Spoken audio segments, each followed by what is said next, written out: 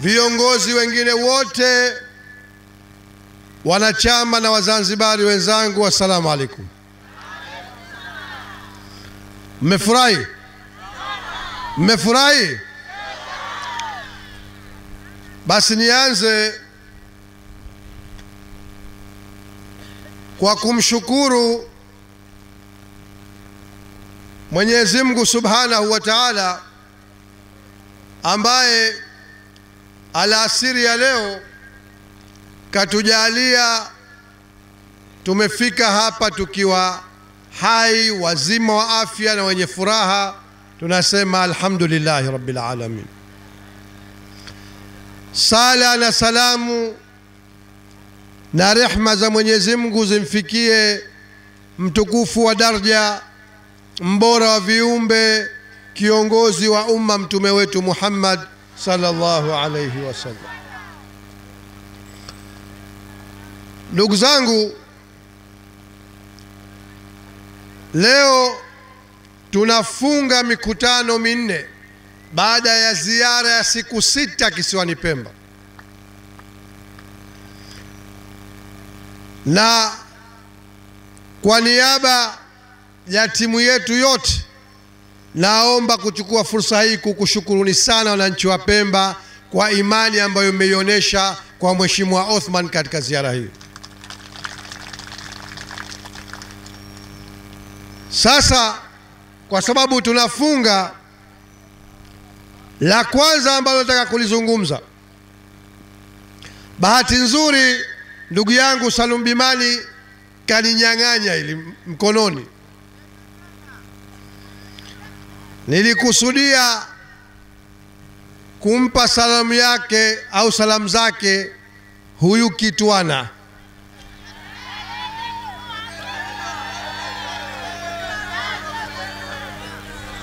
lakini Bimani shampa maneno yake. Mimi langu mimi nasema, kwanza hajanishangaza kufanya aliyoyafanya.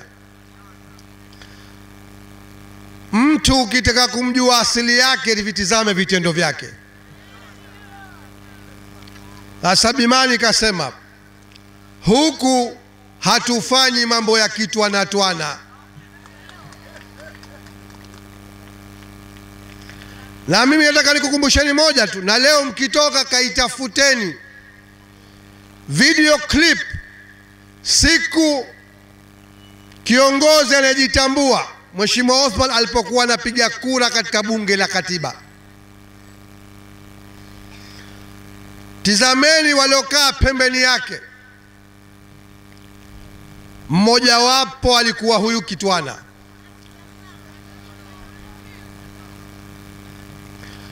Huyu aliletwa kwamba ati ni katika wajumbe wasiokuwa na vyama katika bunge la katiba.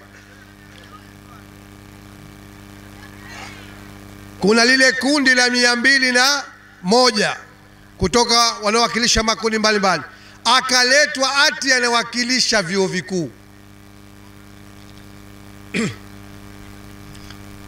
Sasa mimi nakuulizeni nyie, hivi msomi wa chuo kikuu anafanya utumbo kama aliofanya juzi huyu?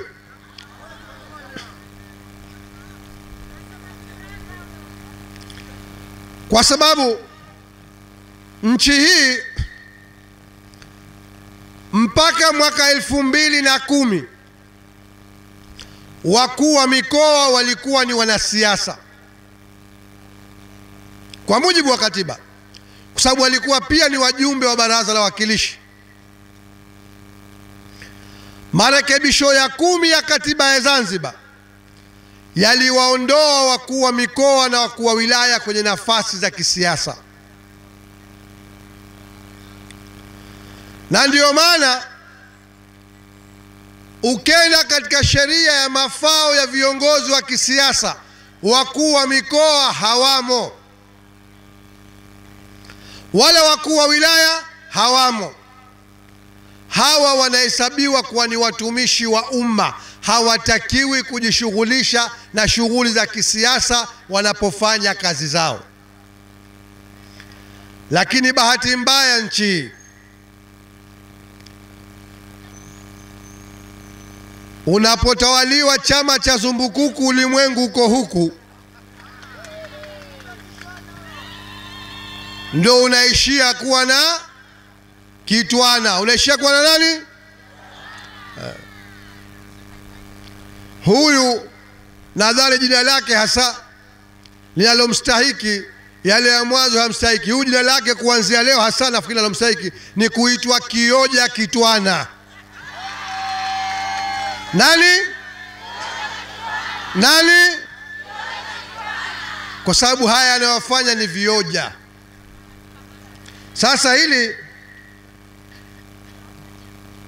yeye na wenzake, hata hapa Pemba wapo wengi hapa. Wengine ukiwaona hapa Pemba unawajua sasa, kama kichwani hakuko sawa waya unaiba moto. Na wengine sio waya unaiba moto, hata cutout haipo. Si mnawaona? Wameacha shughuli zao. Wewe watizameni, miji yote michafu inanuka. Zikija mvua kama hizi, hawataki kusema ukweli, maradhi ya kuambukiza, balaa yanaua maisha ya watu yamejaa mitaani. Lakini hayo hawafanyi. Huwaoni kushughulika na kazi yao, wakaweka miji safi. Huyu wa mjini Magharibi Unguja ndo kaoza. Kila unapopita mji ule unafoka makaro na maji machafu, kinyesi kinanuka mitaani. Hii ndio miaka mitano wanaosema mitano tena. Wakajenga ghorofa huku maji ya kinyesi yanatirika mitaani, habari hawana wao. Lakini wameshughulika na nini? Siasa. Wanadhani wanaweza kumwokoa bwa mdogo. Bwa mdogo hana manusura, anarudi kwao akitaka asitake mwaka huu biidhnillahi taala. Sasa mimi katika hili langu moja tu, namuomba Mheshimiwa Omar Ali Shehe, naibu katibu mkuu, hili imesemwa kwamba yeye kufanya kioja kwa sababu jina lake ni Kioja Kitwana, si ajabu. Lakini tume ya uchaguzi, anapotoka mtu akaingilia majukumu yenu, akafanya mambo kinyume na katiba, kinyume na sheria, na nyinyi mkanyamaza kimya, nyinyi ndio ambao hatuwafahamu. Sasa kesho na kesho kutwa tume hamtokuwa na ujasiri, na sisi tukifanya letu mkatukemea, mtaufyata kama mlivyoufyata kwa Kioja Kitwana. Kwa hivyo agizo langu kwa naibu katibu mkuu, hili halipaswi kumalizikia kwenye majukwaa. Na kuomba naibu, tukirudi Unguja tu, andika barua rasmi kuipeleka kwa tume ya uchaguzi, ukiambatanisha na CD ya maneno ya Kioja Kitwana.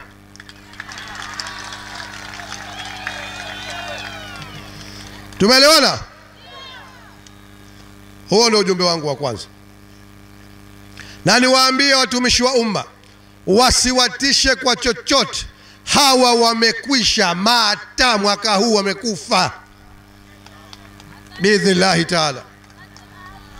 Na hapo ndo ninapotaka kuunganisha nukta yangu ya pili. Ndugu zangu, wiki chache zilizopita Mheshimiwa Othman Masoud Othman alichukua fomu ndani ya chama chetu